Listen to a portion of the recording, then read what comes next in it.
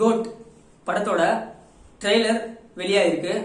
தளபதி fans மட்டும் இல்லாம cinema lovers, திரையுலகம் இவங்க எல்லாருமே ரொம்ப ஆவலோடு எதிர்பார்த்திருந்த கோட் படத்தோட ட்ரெய்லர் பாத்தீங்கன்னா நேற்று மாலை 5 மணிக்கு ரிலீஸ் ஆச்சு. 4 டைம் வந்து ட்ரெய்லரை ரிப்பீட் மூட்ல நான் பார்த்தேன். நீங்க ட்ரெய்லரை எத்தனை டைம் பார்த்திருக்கீங்க? ட்ரெய்லர்ல உங்களுக்கு என்ன தோணுச்சு அப்படின்னு சொல்லிட்டு கமெண்ட்ல கமெண்ட் பண்ணுங்க. முன்னதா கோட் படத்துல இருந்து வெளியான ஸ்பார்க் சாங்க கேட்ட சினிமா லவர்ஸ் பாத்தீங்கன்னா என்னப்பா இப்படி பண்ணி வச்சிருக்கீங்க விஜய அப்படின்னு சொல்லிட்டு பாட்டை ரொம்ப ட்ரோல் பண்ணாங்க. அது மட்டும் இல்லாம ட்ரெய்லரோட ரிலீஸ் தேதி வந்த உடனே கண்டிப்பா ட்ரெய்லர்லயும் நமக்கு நிறைய ட்ரோல் இருக்கு, நம்ம கண்டிப்பா விஜய் வச்சு செஞ்சிடலாம் அப்படின்னு சொல்லிட்டு காத்திருந்த எல்லாருக்குமே ஒரு ஏமாற்றத்தை கோட் ட்ரெய்லர் கண்டிப்பா கொடுத்துருக்கு. வெங்கட் பிரபுவும் படத்தோட டீமும் ஒரு சிறப்பான ஒரு ட்ரெய்லரை தளபதி ஃபேன்ஸுக்கு தந்திருக்காங்க. கோட் ட்ரெய்லர்ல பாசிட்டிவ் மட்டும்தான் இருக்கா, நெகட்டிவே கிடையாதா அப்படின்னு கேட்டீங்கன்னா கண்டிப்பா கிடையாது. ட்ரெய்லர்ல நெகட்டிவ் கண்டிப்பா இருக்கு. அதை இந்த வீடியோவோட எண்ட்ல பார்க்கலாம். ட்ரெய்லரோட டோட்டல் ரன் டைம் பாத்தீங்கன்னா 2 நிமிஷம் 52 செகண்ட். ட்ரெய்லரோட ஷார்ட்டிங் பாத்தீங்கன்னா அண்ணா வரார் வழிவிடு அப்படின்னு சொல்லிட்டு தான் ஷார்ட் ஆகுது. படத்தோட டைட்டிலையும் அங்கே குடுத்துறாங்க. வெங்கட் பிரபு பாத்தீங்கன்னா இந்த ட்ரெய்லர்ல படத்துல நடிக்கிற ஒரு 90% நடிகர்களை இதுல காமிச்சிட்டாரு. யோகி பாபு வரைக்குமே இதுல காமிச்சிட்டாரு. மோகன், யோகி பாபு, ஸ்னேகா, லைலா, பிரசாந்த் இப்படின்னு சொல்லிட்டு எல்லாருமே நல்லா கவர் பண்ணிட்டு அந்த 2 நிமிஷத்துல எல்லாருமே கவர் பண்ணிட்டாரு ட்ரெய்லர்ல. அதே சமயம் கதையை எதனா ஒரு இடத்துல ரிவீல் பண்ணாங்களான்னு கேட்டா கதையை எந்த இடத்துலயுமே ரிவீல் பண்ணல. விஜய ஒரு 4 கேரக்டர்ல காமிச்சிருக்காங்க. அதனால இந்த கேரக்டர் இப்படி இருக்குமோ அந்த கேரக்டர் இப்படி இருக்குமோ சொல்லிட்டு நம்மளால கெஸ் பண்ண முடியாத அளவுக்கு ட்ரெய்லர் நல்லா கட் பண்ணிருக்காங்க. விஜய ஒரு 4 கேரக்டர்ல காமிச்சிருக்காங்க. அப்பா கேரக்டர்ல 1, பையன் கேரக்டர்ல 1 காமிச்சிருக்காங்க. லாஸ்டா ஒரு ட்ரெய்லர் எண்டுல ஒரு கிளிப்ஸ் வருது, அதுதான் நல்லா சூப்பரா இருக்கு. கில்லியோட அந்த கிளிப்ஸ், கில்லி பார்த்தே நமக்கு ஞாபகப்படுத்துற மாதிரியான ஒரு கிளிப்ஸ் ஒன்று வருது, அது நல்லா இருக்கு. இப்படி ஒரு 4 கெட்டப் வச்சிருக்காங்க. அது மட்டும் இல்லாம பாத்தீங்கன்னா படத்தோட வில்லன் இவர் தான் சொல்லிட்டு நமக்கு ட்ரெய்லர்ல நல்லாவே தெரிய வருது. அவர் தான் மோகன். அவருக்கு கொஞ்சம் நல்லா விக்லாம் வச்சுட்டு தாடிலாம் வச்சுட்டு பழைய மோகன் இந்த மைக்லாம் முடிச்சு பாடிட்டு இருப்பாருல்ல, அவரை பார்த்துட்டு நம்ம இவரை பார்க்கும்போது நமக்கு ஒரு வேற லெவல் ஒரு ஃபீலிங் தருது. அதை பிக் ஸ்கிரீன்ல பார்க்கும்போது நம்மளுக்கு எப்படி இருக்குன்னு சொல்லிட்டு தெரியல. ட்ரெய்லர்ல நமக்கு நல்லாவே தெரிஞ்சிருச்சு மோகன் தான் படத்தோட வில்லன் அப்படின்னு சொல்லிட்டு சொல்ற மாதிரி நமக்கு ட்ரெய்லரை வெளியிட்டு இருக்காங்க.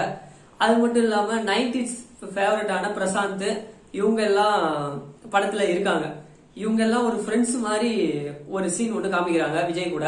இது கண்டிப்பா 90s கிட்ஸ்க்கு இது ஒரு சிறப்பான ஒரு இந்த தியேட்டர்ல ஒரு காட்சியா கண்டிப்பா அது இருக்கும்.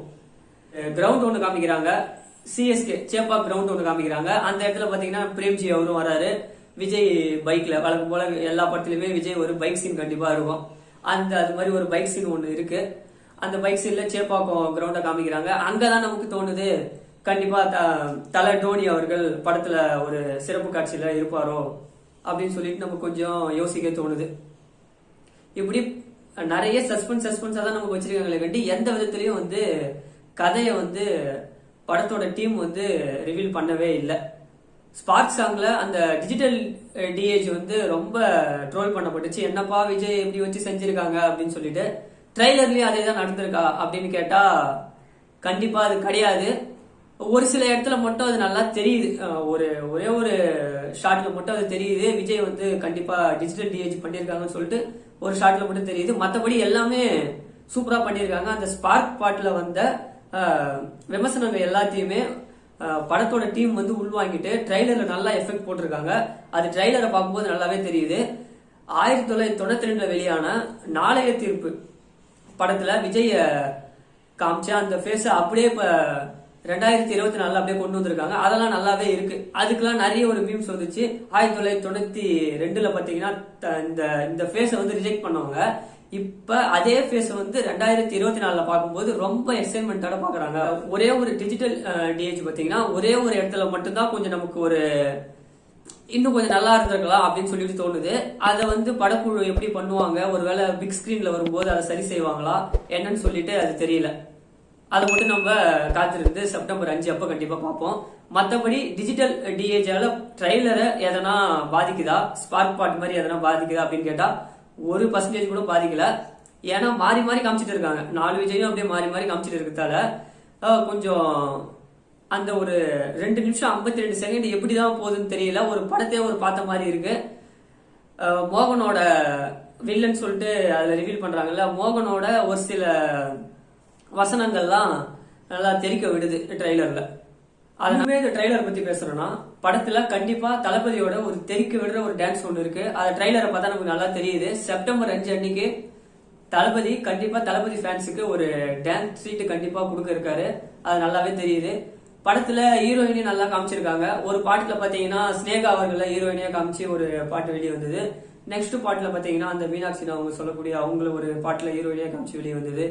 ஒரு மால்ல வந்து ஒரு ஹீரோயினியை காமிக்கிறாங்க, மீனாட்சி அவங்கள வந்து காமிக்கிறாங்க, நல்லா காமிச்சிருக்காங்க. நெக்ஸ்ட் பாத்தீங்கன்னா ஒரு ஹாஸ்பிட்டல் சீன்ல ஸ்னேகாவை காமிக்கிறாங்க. ஸ்னேகாவும் லைலா இவங்க 2 பேருக்கான ஒரு காட்சி ஒன்று காமிக்கிறாங்க. எந்த விதத்திலுமே கதை வந்து நமக்கு ரிவீல் பண்ணல. ட்ரெய்லர்ல நெகட்டிவ் இருக்குன்னு சொல்லிட்டு சொன்னோம், அது வீடியோவோட கடைசியில சொல்லிட்டு பேசலாம்னு சொல்லிட்டு. ட்ரெய்லர்ல நெகட்டிவ்னு சொல்லிட்டு பாத்தீங்கன்னா அது பிஜிஎம் ஸ்கோர் தான், மியூசிக் தான்.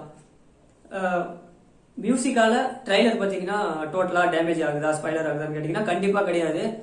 ஏன்னா லியோ படத்துலயும், லியோவா இருக்கட்டும், சர்காரா இருக்கட்டும், மெர்சலா இருக்கட்டும், அந்த ட்ரெய்லரா நம்ம பார்க்கும்போது நமக்கு ஒரு தளபதி ஃபேன்ஸ் எல்லாருக்குமே கண்டிப்பா தெரியும் அது எந்த லெவல்ல பிஜிஎம் நமக்கு எங்க கொண்டுட்டு போச்சு அப்படின்னு. ஒரு தளபதி ஃபேன்ஸ் எல்லாம் அந்த என்ஜாய் பண்ண சமயத்துல இன்னும் ஒரு 2 படம் தான் இருக்கு. தளபதி ஃபேன்ஸுக்குலாம் ஒரு எதிர்பார்ப்பு எப்படி இருந்திருக்கும், அந்த எதிர்பார்ப்பை கண்டிப்பா அந்த பிஜிஎம் வந்து பூர்த்தி செய்யல அப்படின்னு சொல்லிட்டு சொல்லலாம். மற்றபடி நம்ம படத்துல பார்க்கலாம். படத்துல இன்னும் யுவன் சங்கர் ராஜா அவர்கள் பிஜிஎம் எப்படி போட்டிருக்காரு, ஒருவேளை இந்த ட்ரெய்லர்ல காமிக்காத ஒரு நல்ல பிஜிஎம் அதை வச்சிருப்பாரா அப்படின்னு சொல்லிட்டு பார்க்கலாம். மங்காத்தா அளவுக்கு பிஜிஎம் இல்லைனாலும் தளபதி ஃபேன்ஸ் சாட்டிஸ்ஃபைட் ஆகிற அளவுக்கு பிஜிஎம் இருந்தா கொஞ்சம் நல்லா இருக்கும்.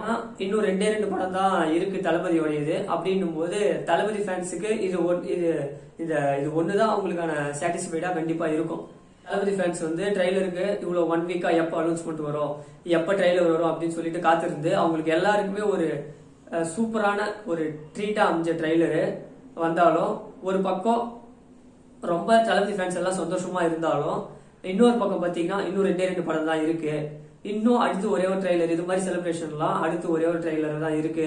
அப்படின்னும் போது எல்லாருக்குமே கொஞ்சம் மன வருத்தமா தான் இருக்கு.